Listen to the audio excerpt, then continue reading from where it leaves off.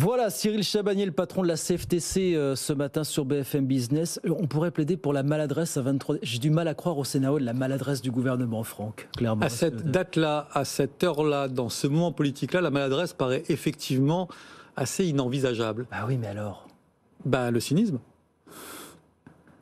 La volonté de passer en force.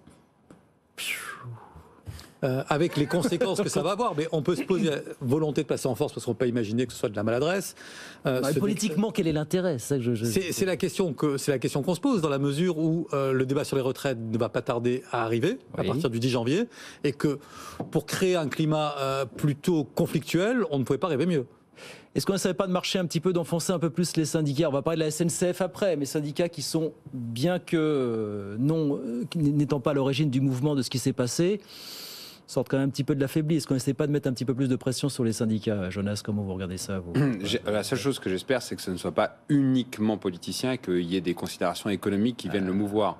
Parce que si l'idée, c'est de dire on envoie encore plus de signaux un petit peu plus à la droite qui aurait besoin d'avoir une forme de dureté, je pense que c'est à côté de la plaque. J'ai bien peur que ça se résume à ça. Oui, mais en réalité, l'objectif, c'est que ce soit efficace. Vous voyez, et si vous voulez, lorsque, sur le fond, moi je rejoins la réforme du gouvernement, je trouve qu'elle est utile, notamment lorsqu'on a les taux d'emploi qui sont les taux d'emploi actuels. Ça ne veut pas dire d'ailleurs que les taux d'emploi actuels resteront éternels. Ce n'est pas parce qu'on a une embellie, etc., qu'il faut en profiter, parce qu'on a aussi de l'inflation, de la récession potentiellement qui arrive. Mais en tout cas, sur la forme, moi, je trouve que c'est quand même une erreur. Parce que sur la forme, si vous voulez braquer des syndicats juste dans ce moment-là et créer la seule actualité politico-économique autour de ça, je ne trouve pas que ce soit extrêmement habile. Après, il y a peut-être un calendrier caché. Il ne faut pas oublier que ce gouvernement va avoir quand même à gérer à la rentrée 3 sujets majeurs sur lesquels il va falloir à la fois négocier avec les écologistes et de l'autre côté avec la droite.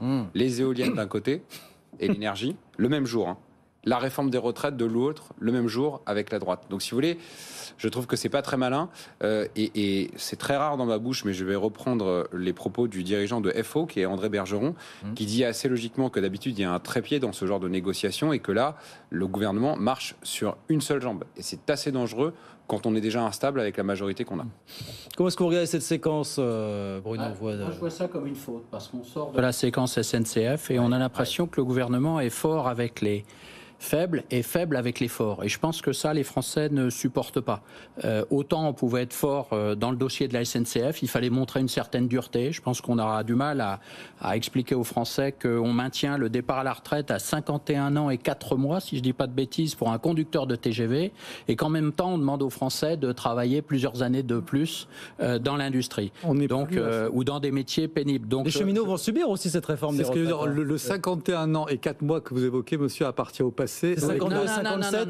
Non. Justement, alors ça, c'est ce qui se passe est extraordinaire. On l'a déjà connu du temps de Sarkozy. Laissez-moi, en fait, ce qui se passe, c'est le petit jeu se fait avec la SNCF compte tenu de la capacité de nuisance. Laissez-moi l'apparence de la réforme, je vous laisserai la réalité du statu quo. C'est ce qui s'est passé déjà à plusieurs reprises. Souvenez-vous de Nicolas Sarkozy, les grèves, lorsqu'il y a des grèves à la SNCF, plus personne n'en entend parler. On a déjà fait plusieurs fois le coup de l'enfumage, pardonnez-moi l'expression, car la capacité de nuisance de la SNCF est telle, et de la RATP, qu'on ne change rien sur le fond. Et ça va continuer. Et comment expliquer aux Français que l'on dégrade l'assurance chômage, que l'on va les faire travailler plus longtemps, sans déjà corriger ces inégalités qui sont réelles, patentes et indéfendables. Et ça, c'est vraiment, je pense, le point faible, l'angle mort du gouvernement actuel.